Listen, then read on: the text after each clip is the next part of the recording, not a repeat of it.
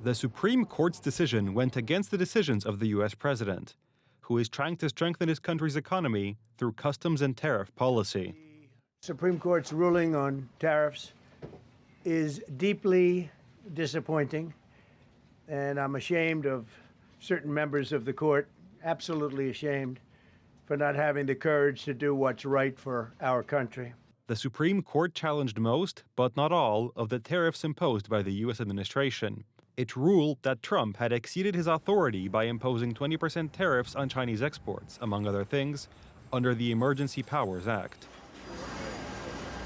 U.S. Vice President J.D. Vance described the court's decision as unlawful. He also stated it hinders the protection of the American market, but does not prevent it. Today, the Supreme Court decided that Congress, despite giving the president the ability to regulate imports, didn't actually mean it. This is lawlessness from the court, plain and simple. And its only effect will be to make it harder for the president to protect American industries and supply chain resiliency. President Trump has a wide range of other tariff powers, and he will use them to defend American workers and advance this administration's trade priorities. For effective immediately, all national security tariffs under Section 232 and existing Section 301 tariffs, they're existing, they're there, remain in place, fully in place, and in full force and effect. Today, I will sign an order to impose a 10% global tariff under Section 122 over and above our normal tariffs already being charged. And we're also initiating several Section 301 and other investigations to protect our country from unfair trading practices of other countries and companies. Today, the U.S. president clarified that some countries may be subject to a maximum rate of 15% under these regulations. Tariffs on goods imported into the United States from all countries will take effect on February 24th and will remain in effect for 150 days.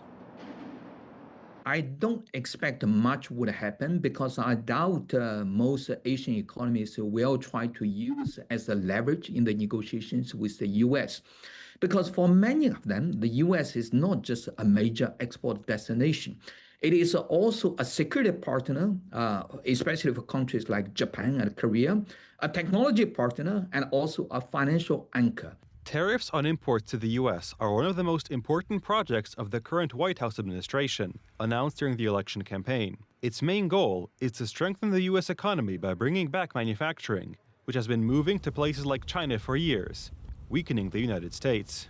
Beijing's perspective, legal uncertainty is secondary to political certainty, and the political direction in the U.S. has been remarkably consistent. Across administrations, across parties, the broad consensus is that the economic competition with China would need to be managed and often constrained. Donald Trump will fly to Beijing either at the end of March or the beginning of April, and trade will be one of the most important topics. At yesterday's conference, the U.S. president also criticized the European Union's energy and immigration policies, stating that Poland, among others, you look at Hungary, you look at Poland, Czech, has taken a different path.